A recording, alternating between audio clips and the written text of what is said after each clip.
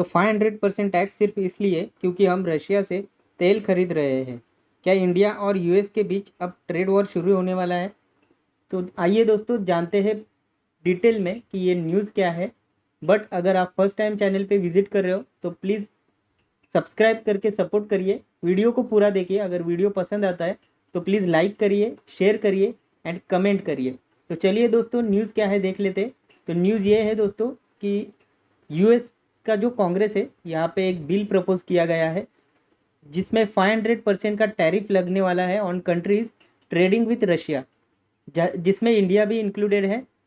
Trigger क्या हुआ है कि India continued oil trade with Russia despite western sanction.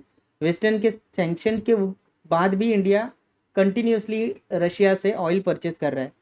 ये बिल में क्या है दोस्तों, तो ये बिल का नाम है sanctioning supporters of Russia act. ये प्रपोज किया है by senator Lindsey Graham Republican and senator Richard Blumenthal Democrats, ठीक है, बैक बाय डोनाल्ड ट्रम्प।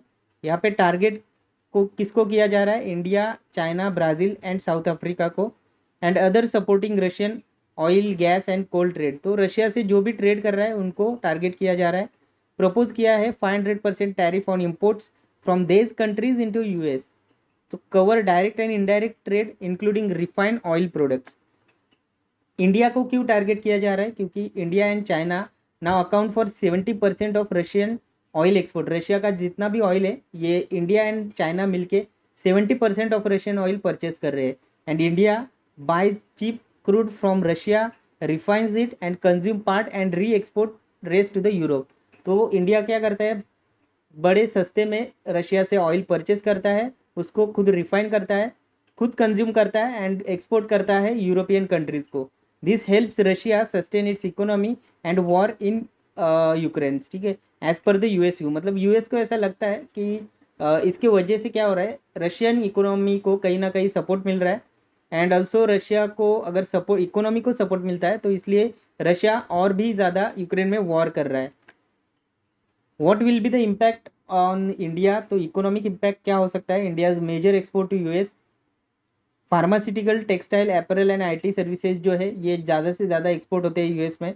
अगर 500% टैरिफ लगता है तो ये कम्पिटिटिवनेस ख़त्म हो जाएगी। मतलब आप समझिए 500% का टैरिफ मतलब ऑलमोस्ट आपका वहाँ पे बिजनेस ही नहीं हो सकता, ये आप बात समझिए। Push US importers to shift to Vietnam, Bangladesh etcetera. अगर हमारे pharmaceutical, textile, apparel, IT services इनका अगर बिजनेस वहाँ पे नहीं होगा तो इसका फ़ायदा क्या होगा? इसका फ़ायदा किसको होगा? तो फ़ायदा होगा वियतनाम एंड बांग्लादेश को। तो वियतनाम एंड बांग्लादेश से pharmaceutical, textile, apparel and IT services की जो सेक्टर्स है तो ये सेक्टर्स वहाँ पे यूएस में चलने वाले हैं। WTO violation, yes, US action is against WTO rules. Tariff for political reasons is equal to illegal under global trade norms। But ऐसा है कि आज के टाइम में WTO का जो पावर है ये पावरलेस दिख रहा है। Most countries don't follow its ruling seriously.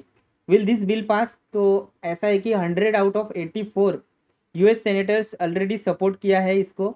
And earlier the bill said shall impose tariff but now change to may impose tariff. मतलब ये पहले ऐसा था कि ये होगा बट अभी मे इम्पोज किया है। तो कुछ चांसेस है, मतलब पावर जो है आप बोल सकते हो कि this give discretionary power to president. President मतलब ट्रम्प को ये पावर मिली है तो वो कुछ भी कर सकते हैं। Possibly Trump in 2025 to weaponize it any time. मतलब क्या हो सकता है, ये जो 500% का जो टैरिफ है ये एज ए वेपन भी यूज़ कर सकते हैं यूएसए अगेंस्ट इंडिया, चाइना। तो ये एक बात है। And what R India strategic options? तो इंडिया के पास अभी ऑप्शन क्या है? Negotiate exemption, seek exemption using strong defence, digital strategic ties with US. Negotiation कर सकता है इंडिया। डाइवर्सिफाई कर सकता है अपने ऑयल के सोर्सेस, राइट। रशियन का जो रशियन ऑयल जो इंडिया बाय करता है तो इसको कम करे and increase from Africa, US and Middle East, ये कर सकता है। Also challenge at WTO, not easy but possible legally.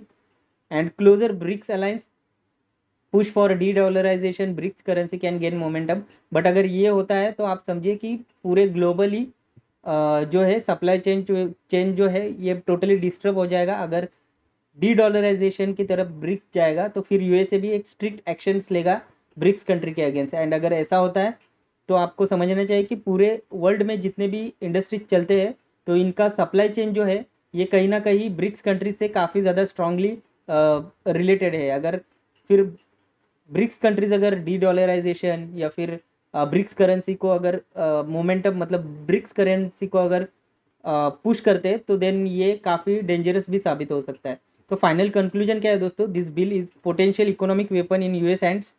It highlights how unpredictable international relations can be even with the strategic partners. So India must walk tight rope between national interest and global diplomacy.